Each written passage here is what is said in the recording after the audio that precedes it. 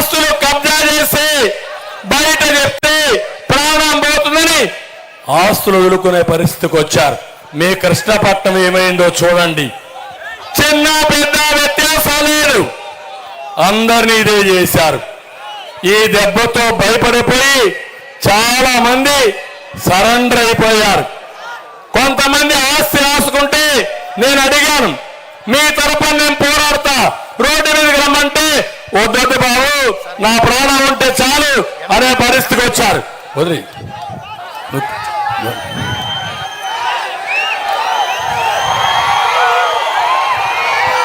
ఈరోజు అలాంటి పరిస్థితి రాష్ట్రంలో వచ్చింది. ఈరోజు స్వేచ్ఛగా బ్రతికే పరిస్థితి మీకుందా తమ్ముళ్ళు అడుగుతున్నా? ఎక్కడా లేరవునా కాదా? ఇంకో పక్క చాలా మంది వాళ్ళు పెట్టే ఇబ్బందులు తట్టుకోలేక, బాధలు తట్టుకోలేక ఆత్మహత్యలు చేసుకున్నారు. కొన్ని వేల కుటుంబాలు, వందల కుటుంబాలు. ఇందులో నేను 2-3 ఉదాహరణలు చెప్తున్నా. నంద్యాలలో అబ్దుల్ సలాం అనే ఒక వ్యక్తి వీళ్ళ బాధలు తట్టుకోలేక ప్రతి ఒక్కసారి అడుక్కుంటే వదిలిపెట్టలేదు. అతను ఆత్మహత్య చేసుకోవాలని నిర్ణయించుకున్నాడు. నిర్ణయించుకున్న తర్వాత ఏం చేయాలో దిక్కుది లేకుండా కొంతమంది ఆయన బెదిరించిన విధానం, నువ్వు చస్తే నీ పిల్లాన్ని పట్టుకొచ్చి మేము టార్చర్ చేస్తామంటే భయపడిపోయాడు. అప్పుడు ఆలోచించాడు, పర్వాలేదు, నేను భరించలేను, నేను చనిపోతా, నా భార్య ఆత్మహత్య చేసుకొని చనిపోదాం అనుకున్నారు. ఇద్దరు చనిపోతే మళ్ళా ఆలోచన వచ్చింది, ఇద్దరు చనిపోతాం, నా పిల్లలు అనాథలైపోతారనే ఆలోచనతో నలుగురు కలిసి, 2 పిల్లలు, భార్య, భర్త రైల్వే లైన్ దగ్గరికి వెళ్ళి పిల్లల్ని కట్టేసి ట్రైన్ కింద పడి బలవంతపు మరణం చేసుకున్నారంటే ఒక్కసారి ఆలోచించమని కావలి టౌన్ లో మిమ్మల్ని కోరుతున్నా. అంటే ఇది ఒక ఉదాహరణ. నిన్ననే కడప సిద్ధవటం జిల్లాలో మీరు చూస్తే ఒక అతని ఆస్తి వేరే వాళ్ళు రాసుకుంటే భరించలేక, ఆస్తి కాపాడుకోలేక సుబ్బారావు అనే ఒక అతను నేరుగా రైలు కింద పడి చనిపోతే భార్య భర్త విషయం దాకా చనిపోయారు. ఇక్కడే మీరు చూశారు కరుణాకర్ ఏమైంది తమ్ముళ్ళు, ఎమ్మెల్యే చేపల చెరువు అన్యాక్రాంతం చేసుకుంటే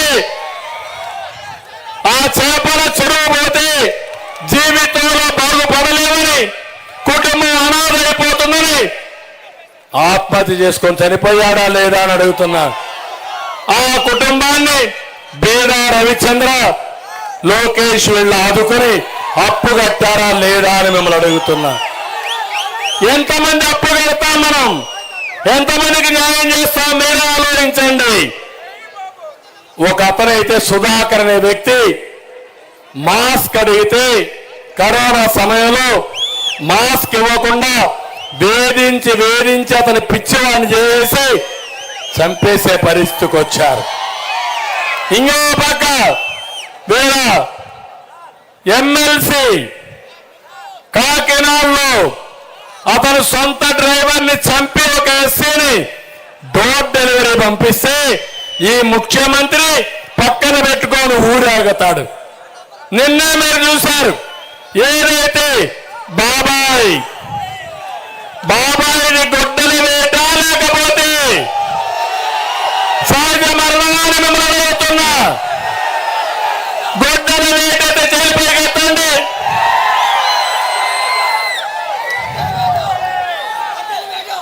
చంపిన అతన్ని ఎంపీ సీట్ ఇచ్చి ఈరోజు మళ్ళా ఊరేగే పరిస్థితికి వచ్చాడు. ఎవరైతే ఈయన చెల్లెలు మా నాన్న చెప్పిన వారిని కేసు పెట్టండి, ప్రపంచానికి తెలియజేయండి, ఆయన ఆత్మకు శాంతి కలిగించడని కోరితే ఆడబిడ్డ మీద కేసులు పెట్టి వేధించే పరిస్థితికి వచ్చారు. నేను అడుగుతున్నా మిమ్మల్ని, ఇది చూసిన తర్వాత మీలో ఎవ్వరికైనా రక్షణ ఉందా తమ్ముళ్ళు అని మిమ్మల్ని అడుగుతున్నా. ఏమమ్మా మీకు రక్షణ ఉందా అని మిమ్మల్ని అడుగుతున్నా. ఏ తమ్ముళ్ళు మీ భవిష్యత్తుకు రక్షణ ఉందా అని అడుగుతున్నా. మీ ఆస్తులకు రక్షణ ఉందా అని అడుగుతున్నా. ఇవి కాకుండా కొంతమందిని వీళ్ళ తప్పులు ప్రశ్నిస్తే పార్టీలోకి రాలేదని పల్నాడులో చంద్రయ్య, ప్రొద్దుటూరులో నందం సుబ్బయ్య, రాజాంలో కృష్ణ మాస్టరు, గిద్దలూరులో మనయ్య, పుట్టపర్తిలో అమర్నాథ్ రెడ్డి, రేపల్లెలో చెల్లెలని అవమానం చేస్తా ఉంటే, వేధిస్తా ఉంటే చేయొద్దని చెప్తే నడి రోడ్డు మీద పెట్రోల్ వేసి తగలబెట్టేశారంటే ఎన్ని అట్రాసిటీస్ ఉన్నాయో మీరు ఒక్కసారి ఆలోచించండి.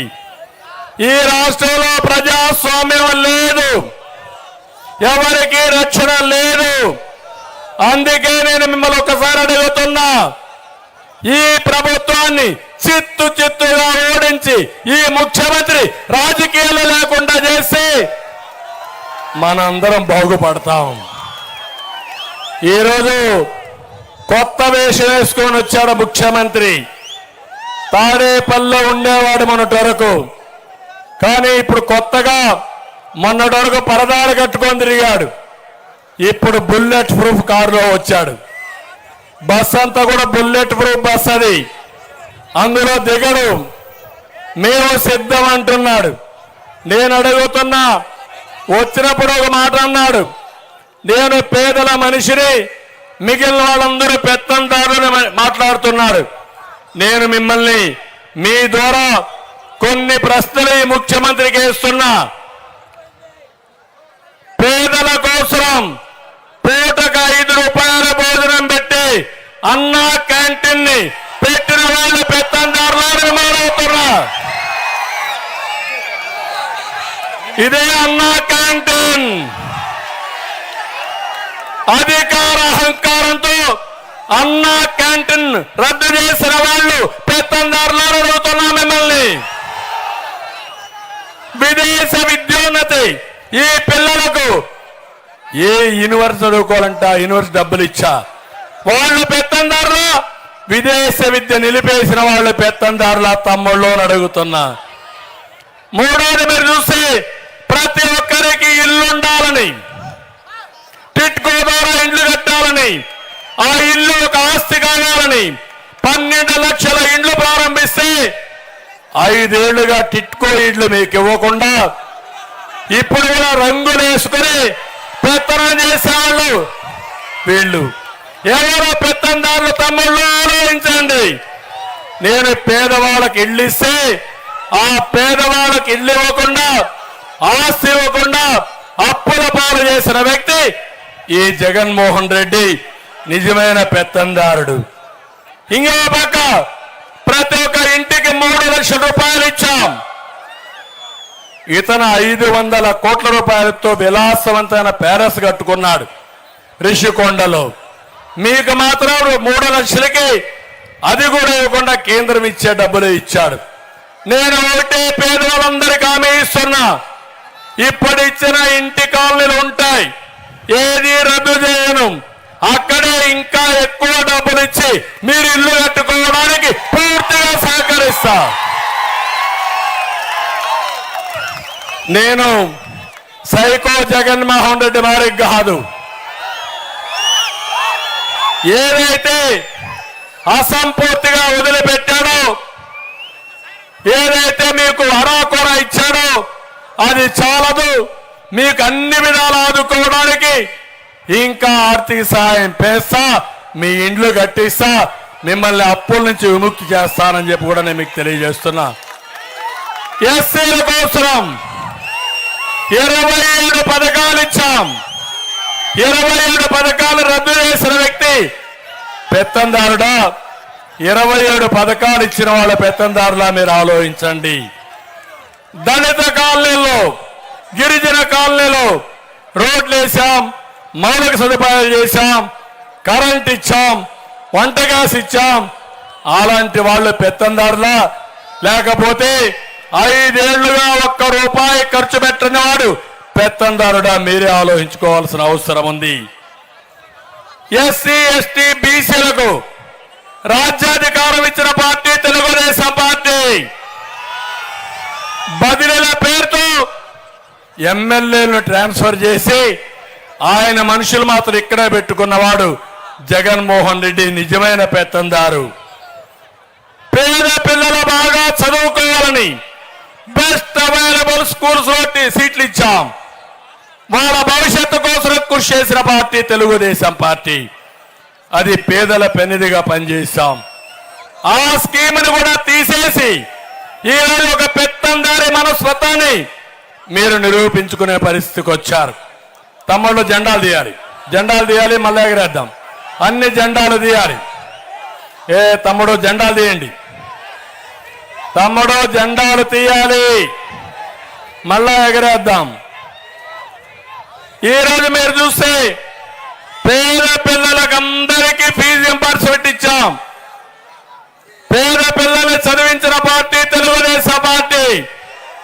పేద పిల్లలకి ఈరోజు మీరు చూస్తే ఫీజు రీఎంబర్స్మెంట్ మానేశారు.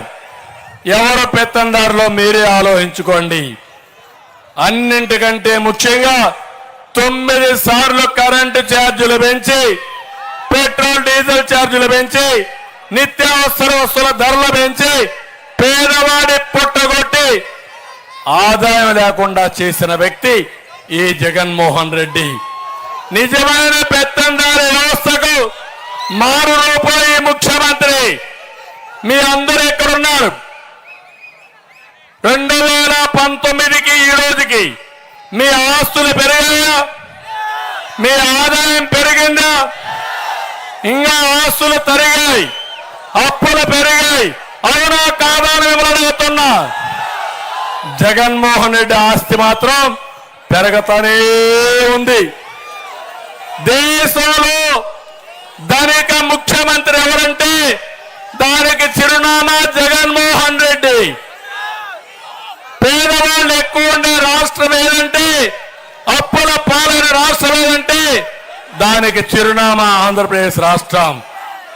ఈ రోజు మీరు చూడండి, రైతుల్లో ఒకసారి చూస్తే దేశంలోనే తలసరి అప్పులో నెంబర్ 1 ఉన్నాం, ఆత్మహత్యలో నెంబర్ 1 ఉన్నాం. కానీ విలాసవంతమైన ఇండ్లు కట్టుకోవడంలో జగన్మోహన్ రెడ్డి నెంబర్ 1 ఉన్నాడు. అది పెత్తందారి వ్యవస్థ, మిమ్మల్ని మోసం చేసే వ్యవస్థ.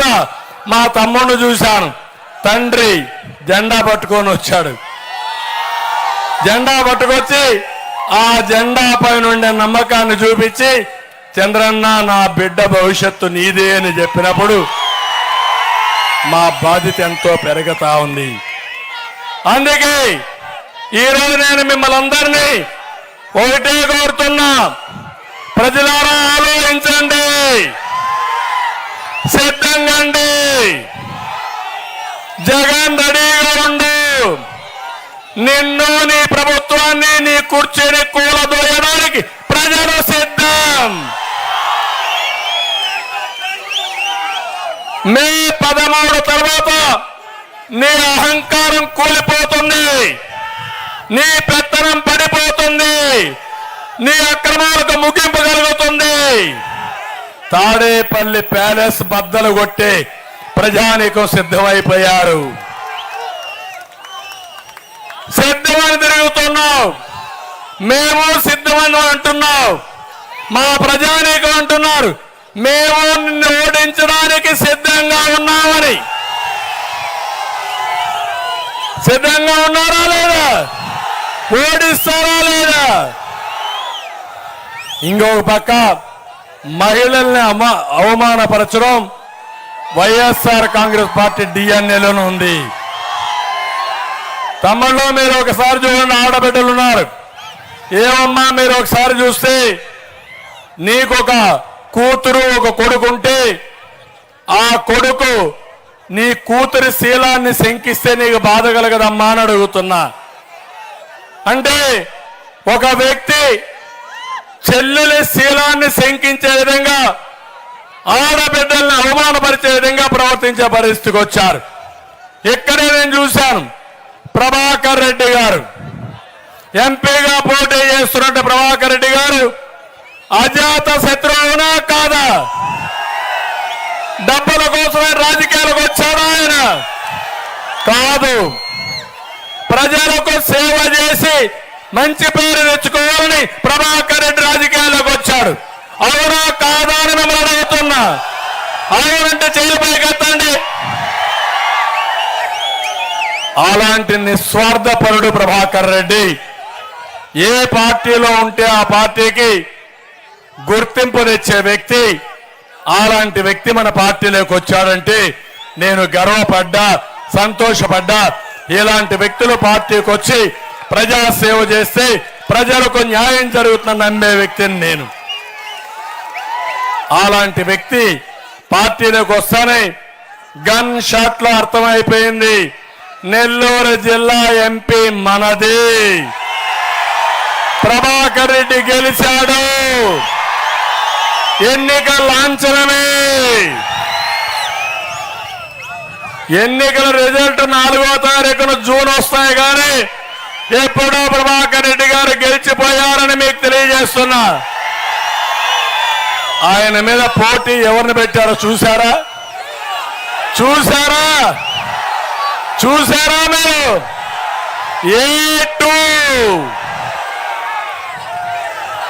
ఒక అవినీతి పరుడు, పనికి మారిన వ్యక్తి, ఒక దళారీ వ్యవస్థకు నిజ స్వరూపం. నిన్నే ఒక మీటింగ్ పెట్టాడు. మీటింగ్ పెట్టి అడుక్కుంటున్నాడు, అయ్యా భోజనం పెడతాం, వినండి బాబాబు ఉండండి. వాళ్ళు అంటున్నారు భోజనం వద్దు, నీ ఉపన్యాసం వద్దని పారిపోయే పరిస్థితికి వచ్చారు. జగన్మోహన్ రెడ్డి, నీ ఎంపీ విశ్వసనీయత అది, మా ఎంపీ విశ్వసనీయత ఇది. నీ మీద నమ్మకం అది, మా మీద నమ్మకం. మిట్ట మధ్యాహ్నం మండ టెండలు లెక్క చేయకుండా మేము సిద్ధం ఓడించడానికి ముందుకొచ్చారు. మీరు ఒకసారి చూస్తే ఆయన మిస్సెస్ కొవ్వూరులో పోటీ చేస్తా ఉంది ప్రశాంతి. ఆ కుటుంబానికి ఒకటే ఆలోచన, రాజకీయాల ద్వారా ప్రజలకు సేవ చేయాలి, దగ్గర కావాలని. అలాంటి ఆడబిడ్డ పైన వీళ్ళ ఇష్ట ప్రకారం పోస్టింగ్స్ పెట్టి సోషల్ మీడియాలో అసత్య ప్రచారం చేయాలనుకుంటే ఆ ఆడబిడ్డ ముందుకొచ్చి ఆవిడే స్టేట్మెంట్ ఇచ్చే పరిస్థితి వచ్చిందంటే ఒక్కసారి మీరు ఆలోచించుకోమని నేను కోరుతున్నా. ఒక ఉన్మాదుల మారిగా తయారయ్యారు, అరాచక శక్తుల మారిగా తయారయ్యారు. ఎవరు రాజకీయాల్లోకి వస్తే వాళ్ళ రాజకీయాల్లో ఎక్కడికక్కడ బూతులు తిట్టడం, ఇష్టానుసారంగా మాట్లాడడం అన్నీ చేశారు. మొన్నటి వరకు ఒక ఆయన చూశారు మీరు, ఇక్కడ బుల్లెట్ తీస్తానన్నాడు నెల్లూరు జిల్లాలో ఒక ఆయన. ఇప్పుడు బుల్లెట్ దిగింది, ఒక తన్ను తన్నారు, ఎక్కడో నరసరావుపేటలో పడిపోయాడు. రేపు ఎల్లుండో మళ్ళా వాళ్ళు ఒక ఓటర్స్ అంతా ఒక తన్ను అంతే చెన్నైలో పడతాడు. అంటే ఒక పద్ధతి లేకుండా మాట్లాడుతున్నారు. మంచి చెడుకు ఏ మాత్రం కూడా వెరవకుండా మాట్లాడే పరిస్థితికి వచ్చారు.